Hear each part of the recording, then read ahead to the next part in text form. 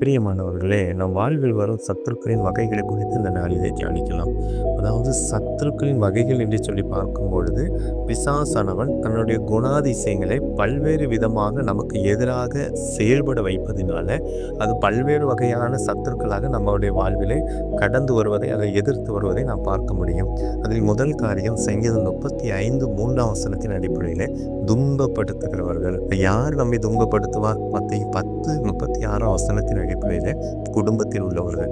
இவர்கள் மூலமாக சில நேரங்களில் பிசாசானவன் தன்னுடைய குணத்தை வெளிப்படுத்துவான். எப்படி என்று சொன்னால், நாம் எது செய்தாலும் நம்மளை குற்றப்படுத்தி, குறை கூறி, பகைத்து வேதனைப்படுத்துவான். இது யாருக்கு வந்தது என்று சொன்னால், யோசேப்புக்கு அவனுடைய சகோதரர் மூலமாக வந்ததை நாம் பார்க்க முடியும்.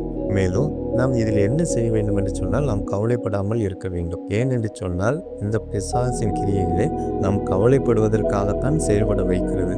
ஆகவே இந்த சூழ்நிலையில் நாம் கர்த்தரை நம்பி விசுவாசத்தோடு இருப்போம்.